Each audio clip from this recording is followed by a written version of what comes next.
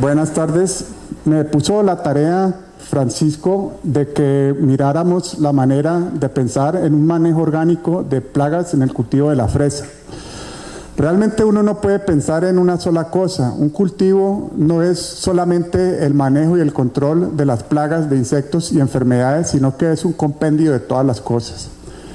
Nosotros hemos visto a través de las investigaciones que han hecho los estudiosos en grandes universidades y todo, de que la aplicación de productos químicos de síntesis trae sobre la planta un desorden fisiológico que se termina en una formación desordenada de aminoácidos que permiten que los insectos y las enfermedades hagan más fácil su trabajo sobre las plantas.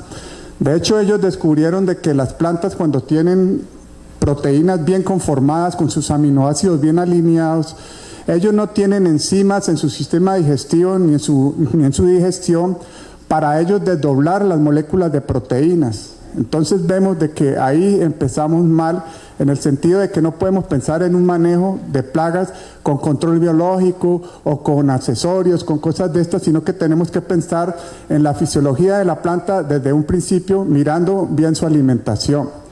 La alimentación química trae como consecuencia un desorden fisiológico, mientras que la orgánica no. Entonces, vamos a mirar esta charla primero sobre lo que son las alternativas que nosotros podemos tener en cuenta principalmente para lograr el objetivo de tener un cultivo orgánico y a su vez un control orgánico a través de muchas herramientas de lo que son las plagas y las enfermedades. Miremos primero los microorganismos.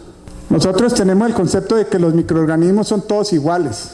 A nosotros nos dicen EM y pensamos que ahí está, todos los microorganismos están en función del EM. Según su actividad en la agricultura podemos destacar los siguientes grupos de microorganismos. Primero, descomponedores de materia orgánica. Segundo, promotores de crecimiento vegetal. Tercero, biofertilizantes. Cuarto, controladores biológicos de enfermedades e insectos, plagas. Y quinto, microorganismos alimenticios. Los hongos y las levaduras simplemente son unos microorganismos que condicionan la materia orgánica para que otros la utilicen. Estos microorganismos, hongos y levaduras, no son promotores de crecimiento vegetal, no son solubilizadores de fósforo, no son fijadores de nitrógeno, no controlan enfermedades, simplemente condicionan la materia orgánica.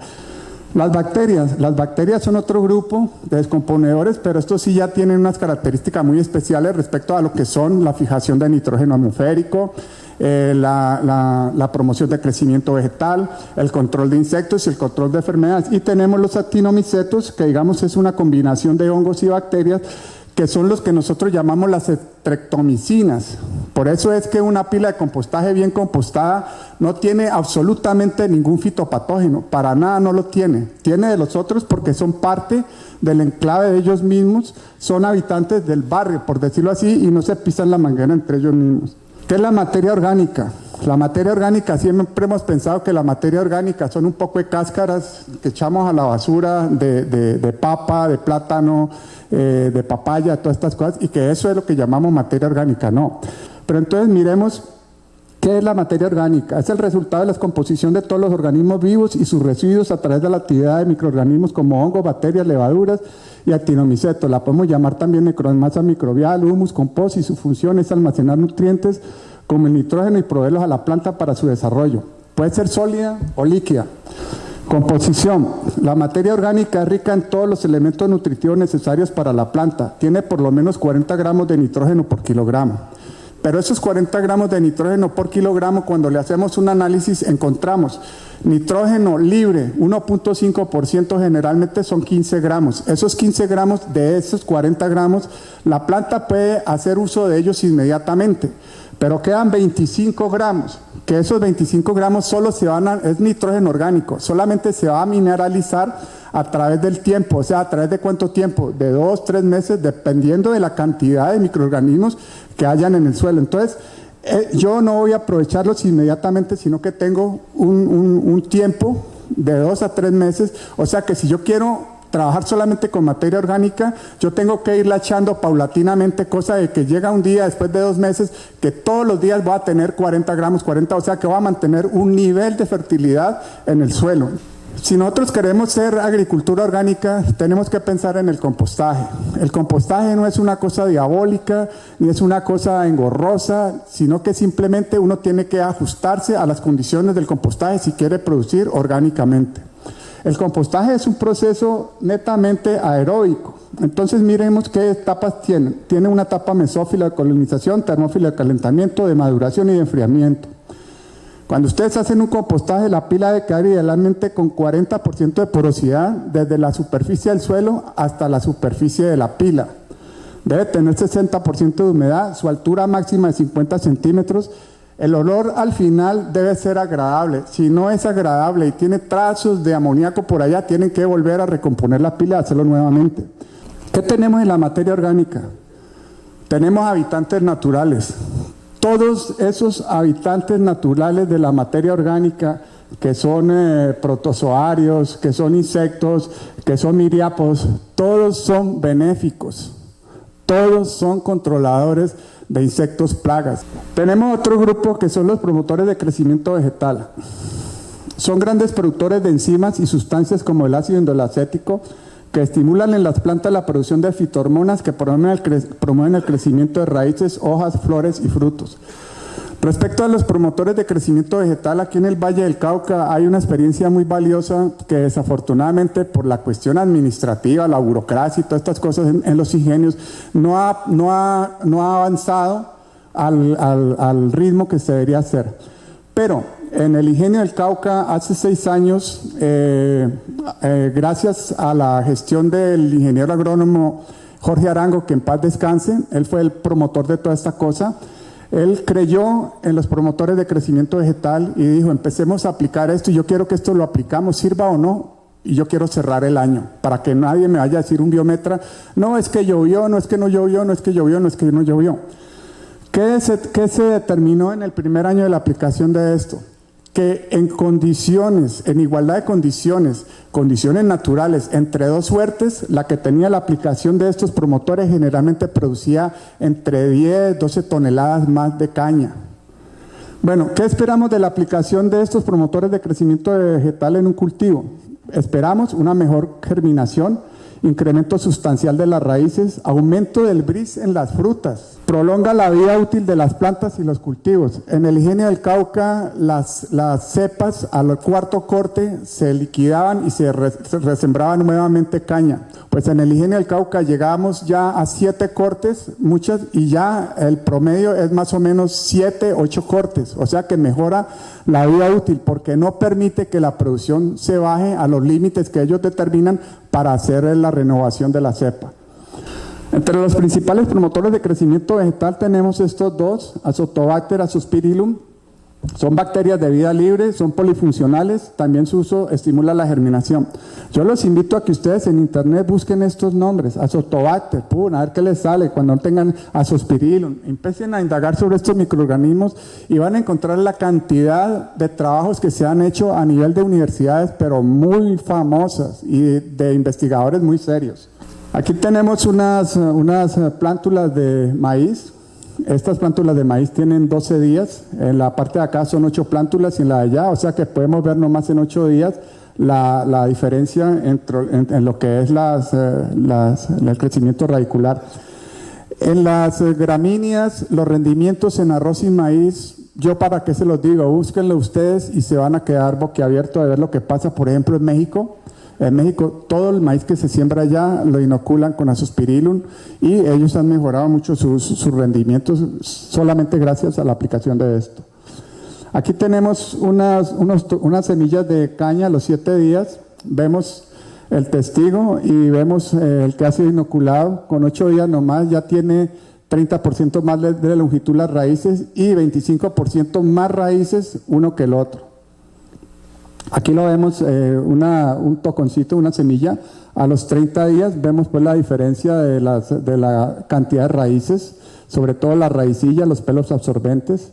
Los biofertilizantes realmente han sido muy discutidos porque pues realmente a una persona no le cabía en la cabeza que una bacteria le fuera a dar comida a una planta. Decía, pero ¿cómo una bacteria le va a dar comida a una planta? Entonces se discutió mucho y se llegó de que se puede definir como la manera de suministrar a las plantas algún nutriente que ellas necesiten para su crecimiento mediante un proceso biológico en el que intervienen diferentes microorganismos. Estos actúan principalmente como fijadores de nitrógeno atmosférico, solubilizadores de fósforo y productores de sideróforos. Todos son rizosféricos, su comunicación con las plantas es a través de las exudaciones de estas, es el lenguaje entre ellos. Las plantas aportan energía, ellos elementos nutritivos. También inducen el crecimiento radicular y las protegen de enfermedades y nematodos. Nosotros hemos oído hablar mucho de los fijadores de nitrógeno y nos dicen, no, es que si usted echa un fijador de nitrógeno al cultivo, usted tiene que dejar de echar 3 bultos menos de urea. Eso es pura paja, eso no se la vayan a creer ni la vayan a hacer porque fracasan. Estos microorganismos fijan nitrógeno en ausencia del nitrógeno. Si hay nitrógeno en el suelo, ellos simplemente toman el que hay en el suelo y lo consumen y lo usan. Pero les voy a dar un dato. El mundo necesita reciclar todos los años 200 millones de toneladas métricas de nitrógenos. Ese es el ciclo del nitrógeno. Y estos microorganismos son los encargados de reciclar el 60% de todo ese nitrógeno atmosférico, fijarlo al suelo, el suelo se utiliza y vuelve y se libera nuevamente. El 60%. Y estos microorganismos realmente fijan nitrógeno prácticamente, perdonen la palabra, cuando les da la gana. Los principales pues son el azospirilo y el azotobacter, y hay una diferencia que aquí ya podemos ver muy grande con otro fijador de nitrógeno, que es el Rhizobium. El Rhizobium es un fijador que hace simbiosis con las leguminosas. Solubilizadores de fósforo. El fósforo es el elemento más difícil que hay en la nutrición, pero lo encontramos en todas partes haciendo cualquier porcentaje, alto, medio, bajo, pero siempre lo encontramos, en una forma insoluble. Y la única manera de que este fósforo pueda ser utilizado por las plantas es a través de una solubilización que se logra a través de 2 microorganismos que son muy especializados para esto. Uno, el Pseudomonas fluorescens, que es una bacteria, y lo solubiliza a través de la liberación de enzimas. Y el otro, que es el Phaseolomyces liliacinus, que es un hongo que lo libera a través del cambio del pH con ácidos orgánicos. El Phaseolomyces liliacinus no solamente fija fósforo, sino que también es un controlador de nematodos. Los sideróforos. Los sideróforos son sustancias que excretan las bacterias en el medio donde se encuentran. Estas sustancias lo que hacen es tomar todo el hierro de 3 valencias, que es el hierro asimilable, el mejor hierro que hay, el más elegante, el más fino, todo lo que ustedes quieran. Entonces esas moléculas de sideróforos se liga al hierro 3 y lo hace inasequible a los fitopatógenos, porque los fitopatógenos no tienen llave para abrir ese sideróforo. Mientras que las plantas tienen, por la liberación de protones, sí logran liberar ese hierro y aprovecharse de él. Y entonces, ¿qué pasa con los solubilizadores de fósforo, con los sideróforos mediante el hierro?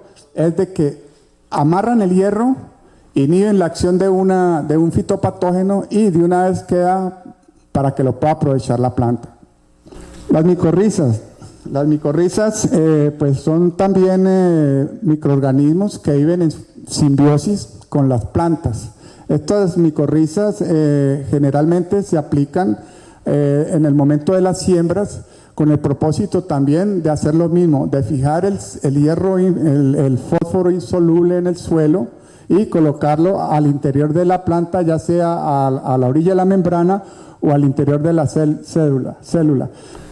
Ahora tenemos controladores biológicos de enfermedades e insectos plaga. Los principales controladores de todos estos son los virus, las bacterias y los hongos. Vamos a ver un ejemplo de cada uno de ellos. Ahí tenemos un baculovirus que al lado izquierdo de ustedes está controlando una larva de anticarcia. El anticarcia en un momento dado llegó a ser el principal problema que tuvieron los brasileros que siembran más de 10 millones de hectáreas de soya para sus cultivos, un defoliador por naturaleza grandioso.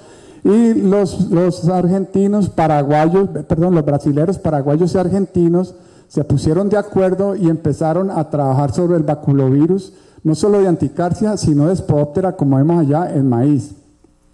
Bacterias, tenemos pues otra, el Bacillus thuringiensis, es una bacteria ubicua, se encuentra en todos los suelos orgánicos del mundo. Donde ustedes cojan un poquito de tierra orgánica van a encontrar Bacillus thuringiensis.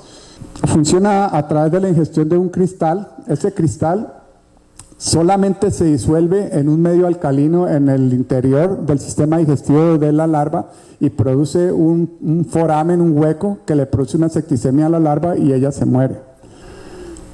Esa era una para insectos. Ahora tenemos el Bacillus subtilis, que es una bacteria hecha para el control de enfermedades. El Bacillus subtilis, la FAO cada 10 años más o menos hace mención honorífica a los diferentes órganos que ayudan en el control de las diferentes plagas o los diferentes procesos de la agricultura. Alguna vez fue durante 10 años el tricograma.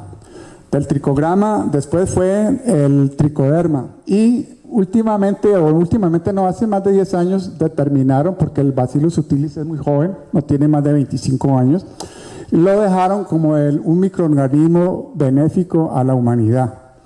¿Por qué lo declararon como una elegancia para el bienestar del ser humano? Porque lo compararon con todos los fungicidas de molécula químicos que hay en el mundo. Y lo encontraron superior a todos ellos, y fuera de eso tiene estos efectos colaterales, cosa que ningún fungicida los tiene.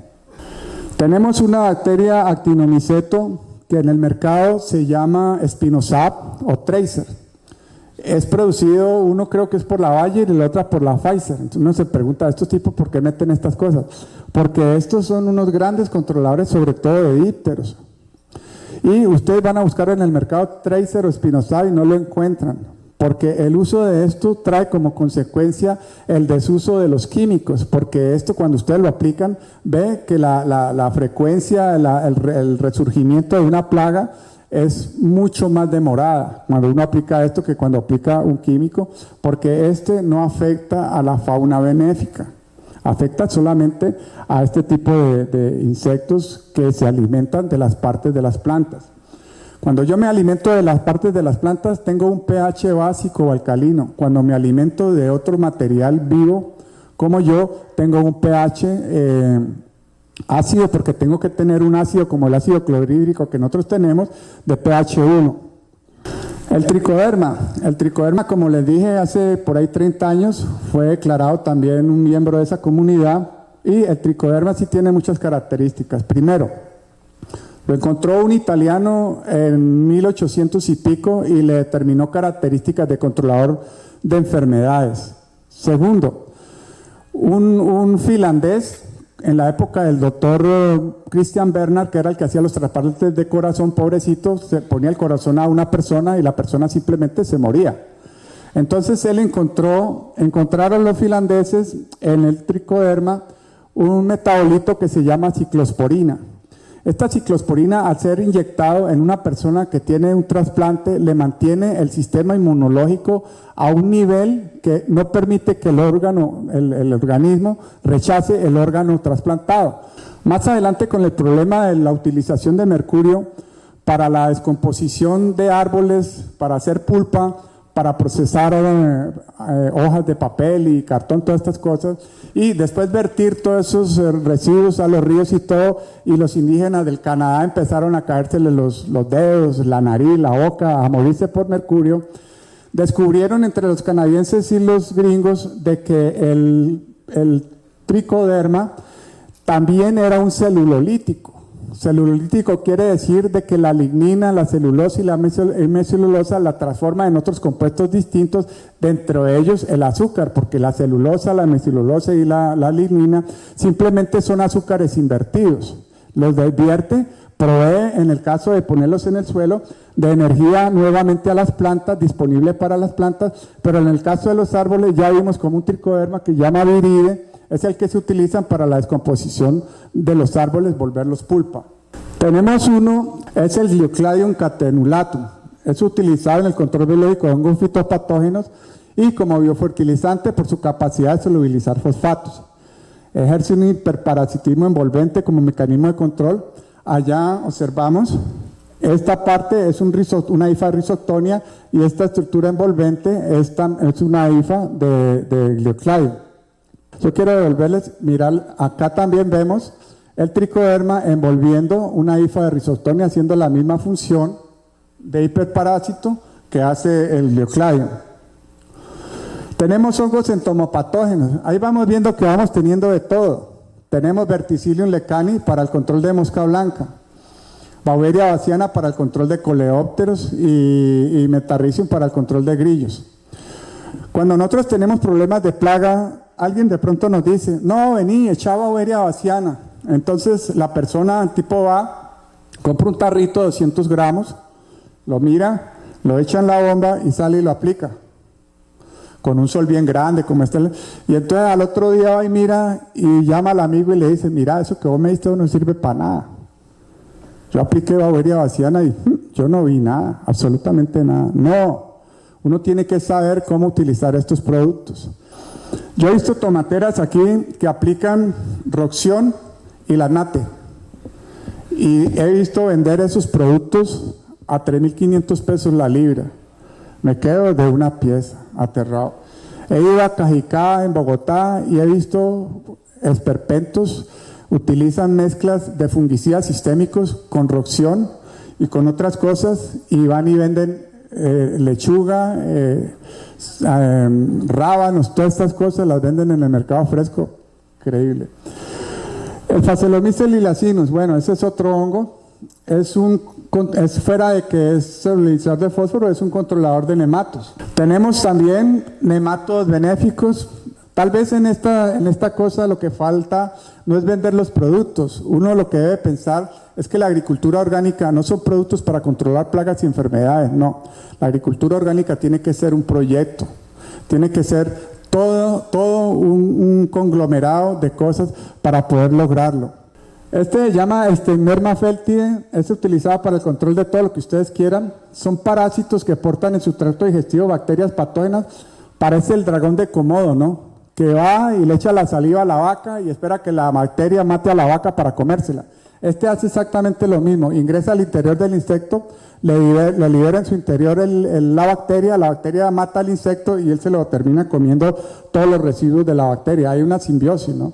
Ahora, para hacerles un pequeño paréntesis, para que miren que los microorganismos no son solamente todos iguales, tenemos microorganismos alimenticios como las orellanas. Es increíble que el Valle del Cauca produce como 20 millones de toneladas, creo que son 20 millones de toneladas de bagazo.